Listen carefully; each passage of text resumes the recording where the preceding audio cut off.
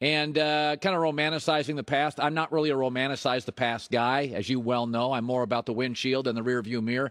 But I did notice this, and it is something, that the loudest cheer in Cleveland yesterday wasn't one of the many brilliant basketball players currently playing. It wasn't for LeBron James, who's from Akron and brought the Cavs a title. No. The greatest cheer was for a guy from Chicago who basically crushed Cavalier fans' dreams for years. You saw the Craig Elo shot. The loudest cheer, and I think it says something, was for Michael Jordan. Here it is. A six-time NBA champion and five-time league MVP, Michael Jordan. Michael Jordan is the most popular former athlete in our country's history. Not a boxer, not a baseball player, not a football player, and that's much more popular in America. The most popular former athlete in America is Michael Jordan, and he crushed Cleveland's dreams for years. Why is that? I mean, he was a great basketball player. There's been a lot of great football players and great baseball players. Michael wasn't always likable. We saw that in the documentary. I mean, he's a great basketball player, but he gets significantly more love than any former athlete. And I'll just throw this out there. Maybe it's because of what Michael stood for is what we're often missing. Michael had respect for fans. Michael didn't like the chumminess that we see today in sports. Michael could be territorial and provincial, like fans are. Detroit and Chicago, Lakers in Chicago, Boston and Chicago. Michael hated the Lakers and the Celtics and the Pistons just like every Bulls fan did, and they could feel it. That's nothing against LeBron and KD and James Harden, but they're for sale. Their loyalty is the check. They have huge brands. They have each earned it. I have no animosity toward LeBron, Harden, and Kevin Durant. I've been mobile in my career. Many of you have. But Michael was loyal, fiercely loyal to Chicago, and an owner that underpaid him for his entire stay. Michael Jordan was loyal to Phil and Dean Smith in Carolina, and Michael fought through adversity, and that lands with fans. Because maybe some of us out there are mobile and have opportunities, but most Americans don't. You have a job, you don't like a boss, it's really hard, you're not paid what you should be, and you just have to put your head down and mow through it. You just got to mow through it. I drive into work in the morning at 5:50 a.m., and there's a lot of cars on the road at 5:50 a.m. And in Los Angeles, those people are driving an hour a day to work. It'll be 2 hours home. Some of them don't have the opportunities. Every day is hard. And I'm not saying every day for Michael Jordan was hard, but he stood for what players now often don't really appreciate. He just put his head down and mowed through it. When Gordon Gekko made the movie Wall Street, it was not made to glamorize Gordon Gekko, but it did. It was a recruiting tool for young kids who wanted to work on Wall Street, men and women. And when you watch Jordan's documentary, there were a lot of warts. He could be petty. He punched a teammate. Some called him a jerk. One guy called him an a-hole. But in the end, Mike's disdain for his rivals, his pettiness, his intensity, his absolute hatred for all things not Chicago Bulls and winning. You could feel it, and you can still feel it. There was a respect for fans and a hatred for rivals. And I know, we don't teach our kids that. But Michael has aged well, and not all old athletes do. He's not on Instagram showing you what he had for lunch. There's no cringy social media, no burner accounts, and he is not for sale.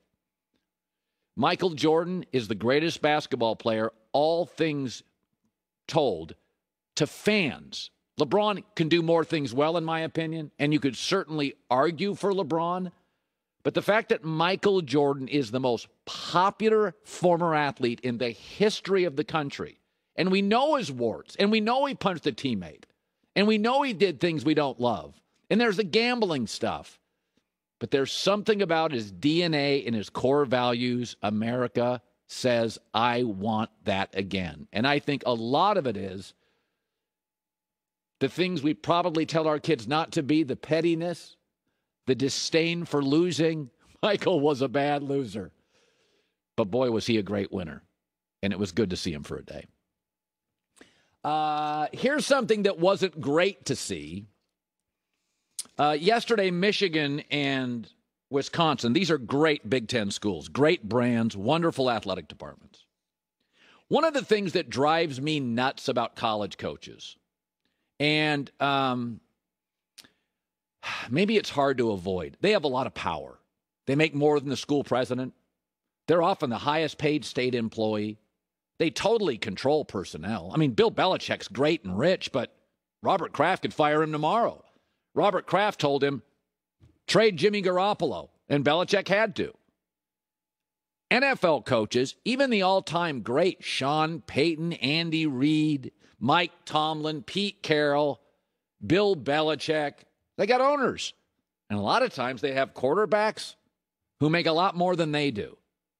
So it forces, and it shouldn't say force, some people would do this naturally, but it forces professional coaches to treat everybody respectfully. What college coaches do is sort of nauseating. They all preach discipline, self-control. Bobby Knight's the ultimate hypocrite, yet have none themselves. Yesterday was two grown-ups acting like fools. Greg Gard is a coach for Wisconsin. Juwan Howard, the former NBA player, a coach for Michigan. Greg Gard should never touch Juwan Howard. I would suspend him. Juwan Howard touched him back, defending himself, and then later threw a punch, which is the most severe action I saw yesterday by anybody. That's probably a 4 or 5 game suspension. I would not fire either. I'll fire you if you touch a student, if you throw a basketball, a kid, a chair like a Bobby Knight.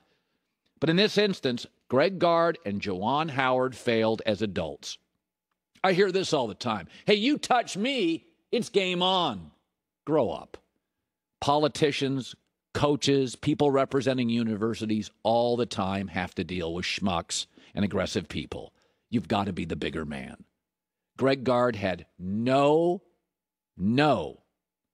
reason to grab Juwan Howard, period. He should be suspended. You're representing a great school in Wisconsin. And Juwan Howard lost his cool later, a few seconds later, throwing a punch. He should not have. But can we get past this, hey, man, you touch me, game on? That's good. You go coach junior college because these are big boy jobs. And you're representing something far greater than yourself.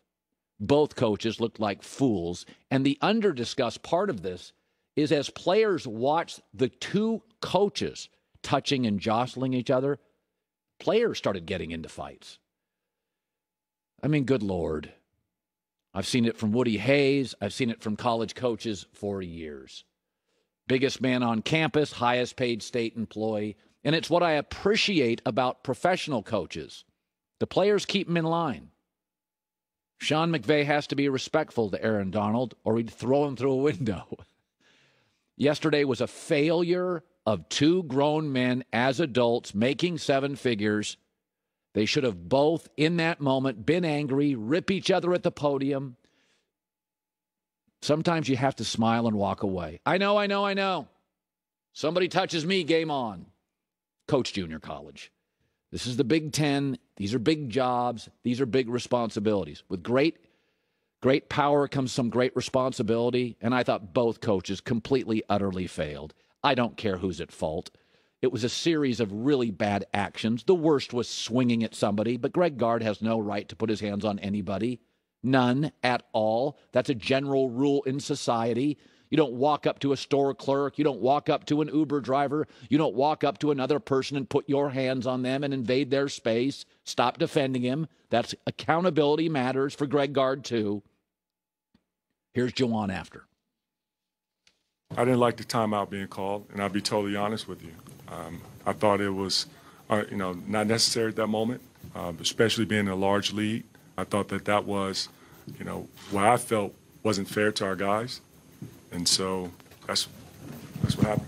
For someone to touch me, and I think that was very uncalled for him to touch me as we were verbalizing and communicating with one another. So that's what ended up happening, and that's what escalated it. Please, college coaches, stop the hypocrisy. Stop preaching discipline and self-control when often you get in crisis.